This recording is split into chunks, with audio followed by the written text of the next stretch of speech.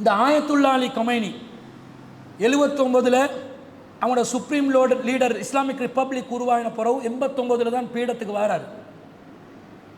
அந்த ஆள் வந்து ஷியா மத அறிஞர் தானே.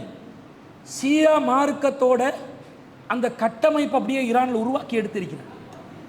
37 வருஷம் ஆட்சியில் சும்மா ஷோ பார்த்து கொண்டு இருந்தில்லை. இங்கே இருக்கிற அரபுகளை பாருங்களேன், வெளிநாட்டில் எவனாவது வந்து ஒரு வாழை வச்சுக்கொண்டு இப்படி ஆடுவாங்க பார்த்துக்கிறீங்களா?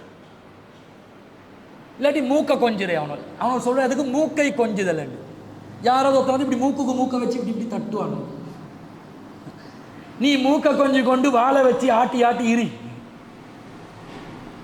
அவன் கட்டமைப்பு உருவாக்கிட்டான்.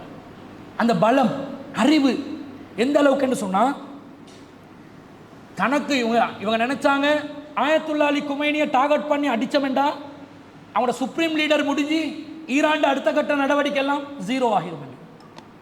என்ன செஞ்சு வச்சுக்கிறாங்கடா, வீடியோவே போட்டு வச்சுக்கிறாங்க. என்னுடைய உயிருக்கு ஆபத்து நிகழலாம்.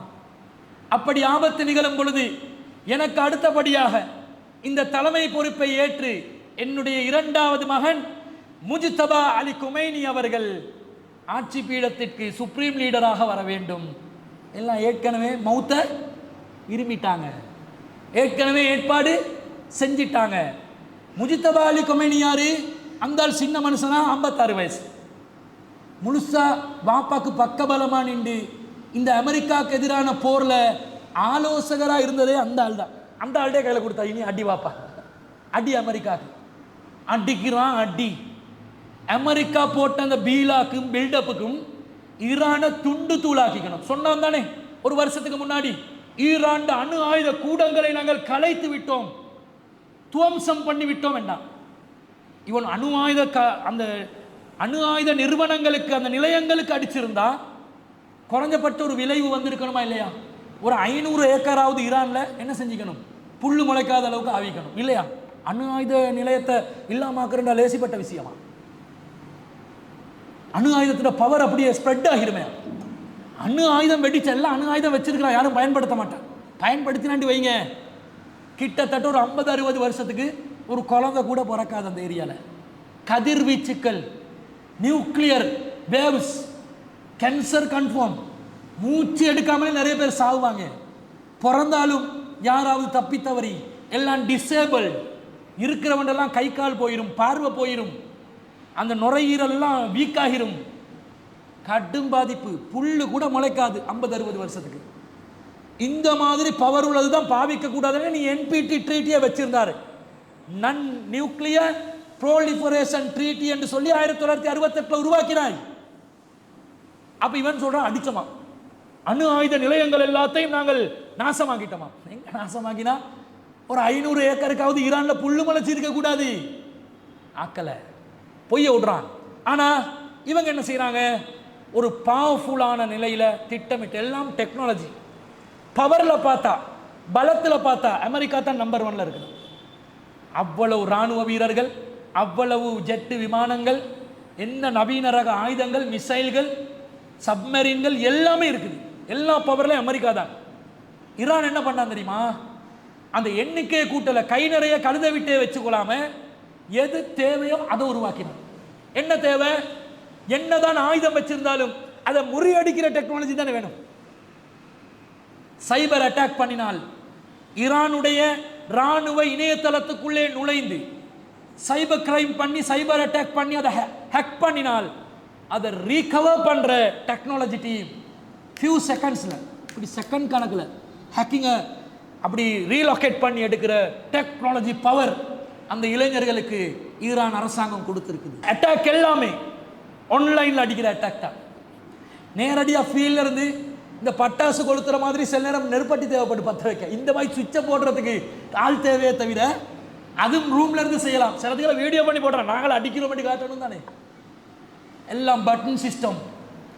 அமெரிக்கா எங்கெல்லாம் ரேடார் மெஷினரிஸ் வச்சிருக்கிறானோ, பல ஏக்கர் கணக்கான நிலங்களை வச்சு, குறிப்பா கட்டார்ல பெரிய ரேடியேட்டரி அவங்களோட நிலையம் ஒன்றை வச்சிருந்தாங்க.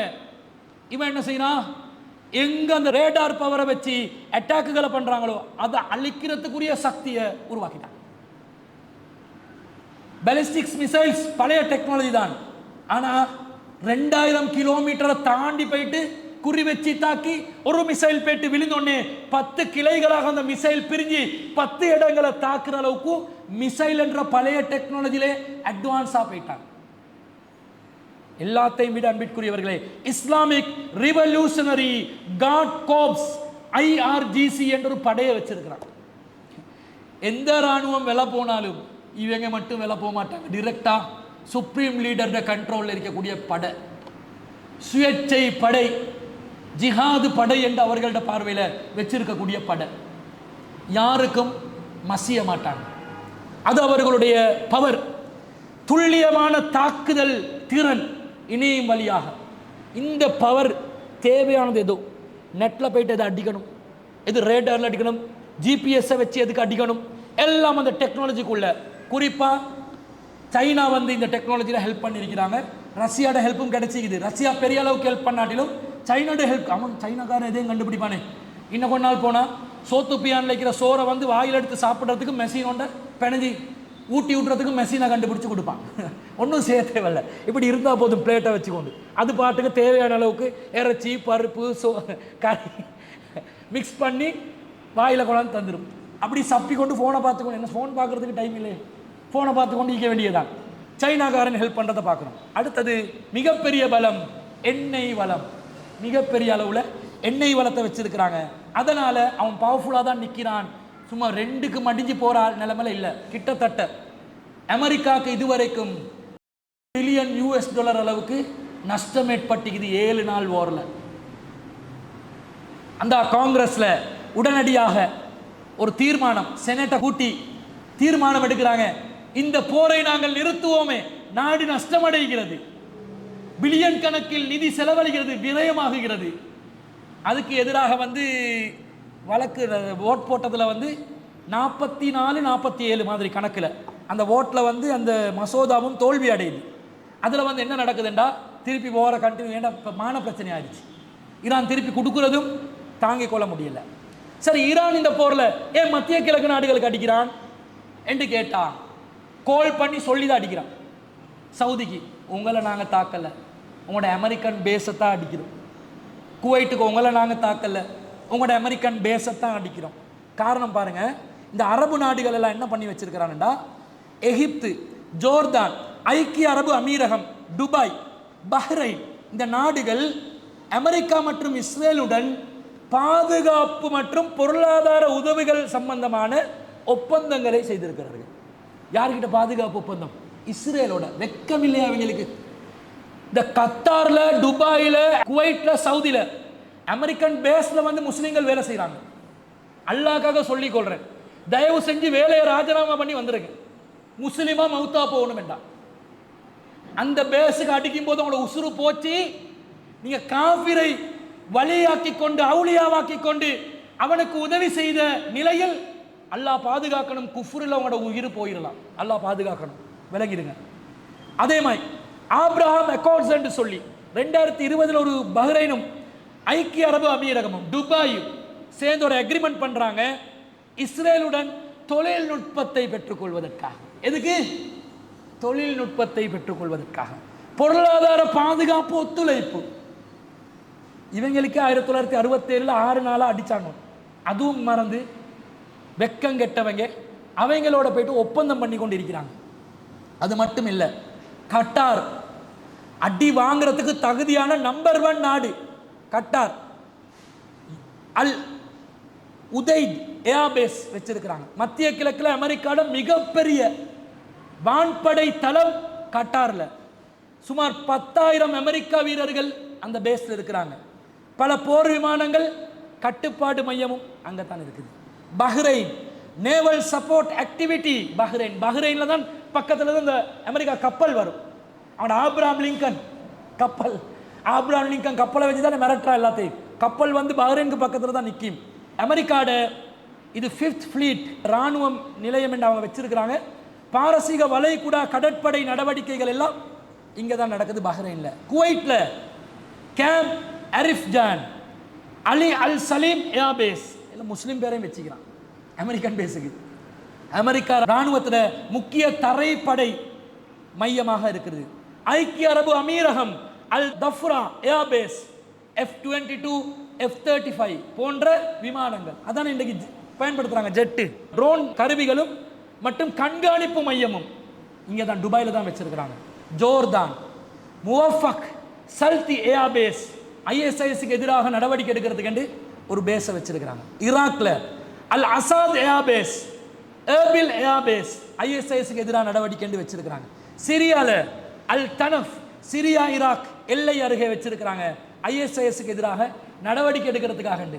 இத்தனை பேஸ வெக்கங்கெட்டவங்க வச்சுக்கொண்டு ஈரானுக்கு எதிராக கருத்து சொல்லி கொண்டிருக்கிறாங்க.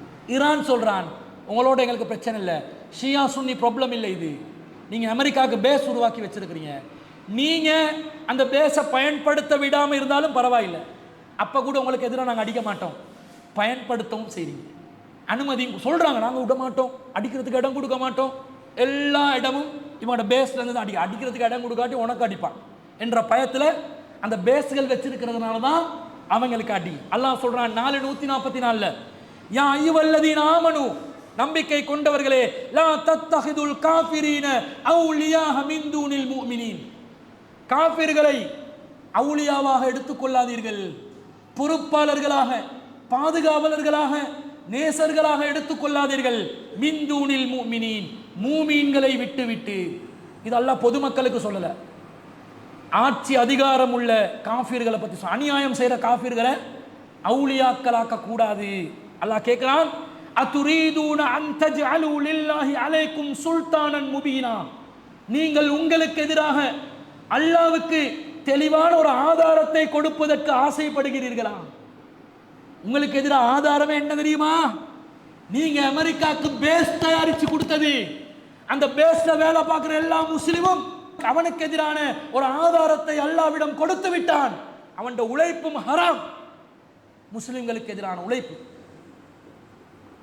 இருக்குதா இல்லையா? யோசிக்கணுமா இல்லையா? இப்ப அடிக்கிறது சரியா இல்லையா? அடிக்கத்தான் செய்வான். அவன் சரியா ஏர்போர்ட்டை தாக்குறான், குவைட் ஏர்போர்ட்டெல்லாம் தாக்கல, உன்னுடைய அமெரிக்க ராணுவம் வந்து இறங்குதே அந்த ஏர்போர்ட்டுக்கு அடிக்கிறான். நீ சுலைமானிய வந்து அநியாயமா ஈராக்குக்கு கொண்டு வந்து நயவஞ்சகத்தனமா கொண்டிய 2020 அவன் சொல்லிட்டு அடிக்கிறான். பேஸுக்கு ராணுவத்தோட சண்டை, பொதுமக்களோட சண்டை இல்லை. அவன் சவுதியோட பிரச்சனை தான் காபாவே தாக்கி இருப்பான். அவன் எப்பயாவது காபால கையை வச்சிருக்கிறானா இல்லை என்றதை நாங்கள் பார்க்கிறோம்.